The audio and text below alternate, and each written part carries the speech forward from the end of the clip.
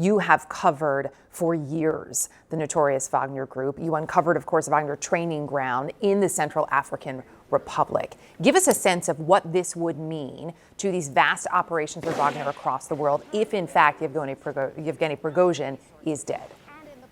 Well, this is a seismic moment, Erica. I mean, the question now becomes who takes this over? This Wagner operation has been taking place not just in the Central African Republic, where it really sort of all started when we were there, but also in Mali, in Libya. It has strategic importance. It has commercial importance. And so the question becomes, what is the succession plan? Is there a succession plan? There have been rumblings that the Kremlin has indeed been working on a succession plan and that they have set up another kind of rival PMC to carry out this type of work, particularly in Africa.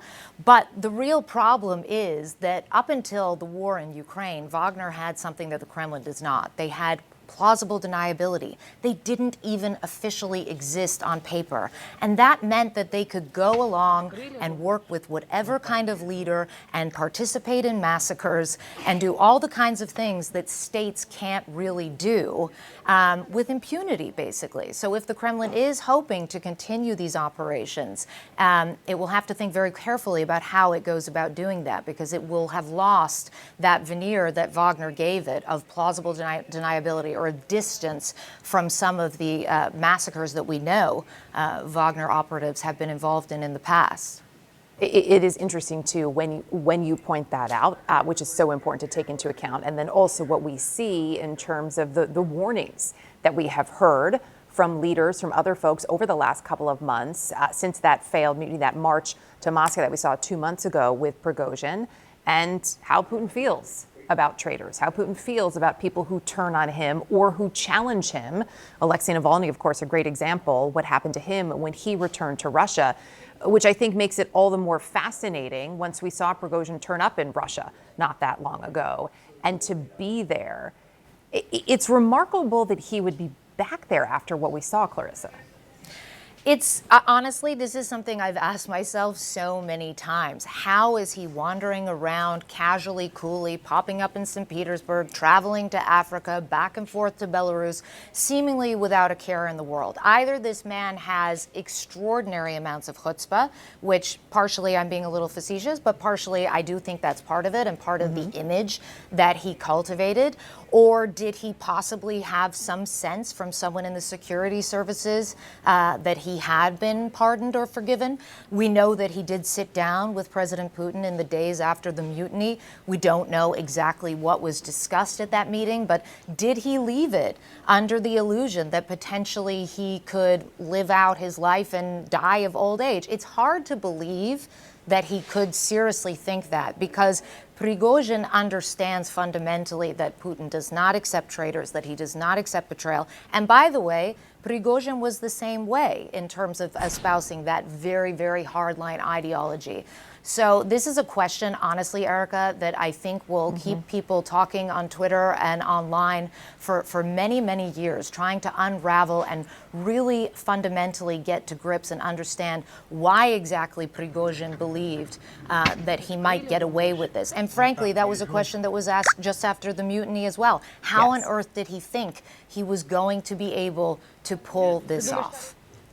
Which is exactly what I was thinking as you were saying that we can't ignore, too, what else is happening in Russia in this moment, right? I've heard so many people in the last couple of hours talk about the importance of this being the anniversary, this 2 months today since that failed mutiny, how much Putin likes an anniversary, and also the state of the war at this point, whether there needed to be something to maybe shore up Putin's image. How much of all of that do you think could have potentially been a factor if, and a big if, obviously, this was a planned attack because Prigozhin was on that plane and because someone wanted him gone? I mean, if this was indeed an assassination, I think it's really important that it wasn't just Prigozhin who was killed. There were others on that plane. Dmitry Utkin was on that plane, one of Wagner's top operatives. So if this was a targeted assassination, then it's clear that the Kremlin is really trying to just draw a line under this whole thing altogether. Because it's important to note, Erica, that Prigozhin has quite a lot of support in Russia, and particularly from these hardliners who do not feel that the Ministry of Defense has been executing a good job in Ukraine, who do not feel that they have been harsh enough in their tactics, who accuse them of being corrupt and incompetent and ineffective.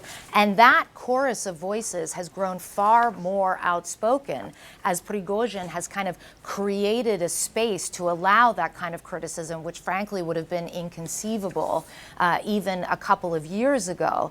And so what will be interesting to see, I think, going forward is, do we continue to hear from those hardliners? Do they continue to criticize the Ministry of Defense and the war effort in Ukraine in terms of from the Russian side?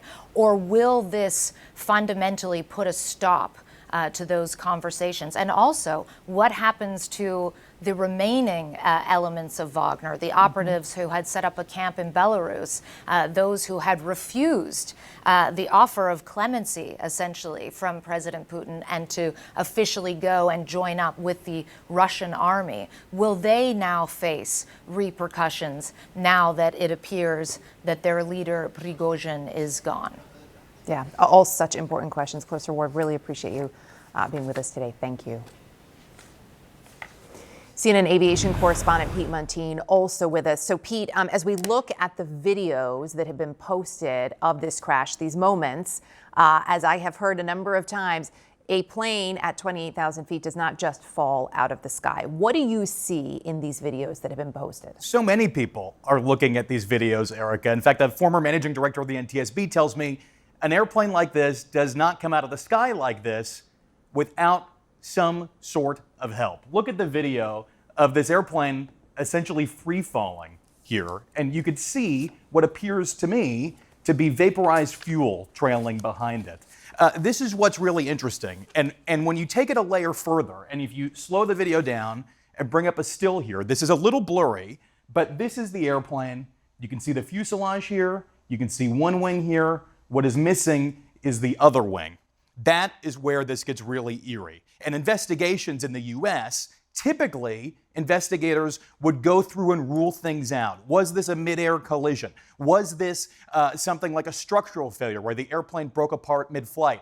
Was this another type of emergency, or was this airplane shot down? And that is the thing that investigators will really have to look at here if this is in fact a transparent investigation. We'll get to that in a second. Let's look at the flight path, because there are some more real interesting clues here.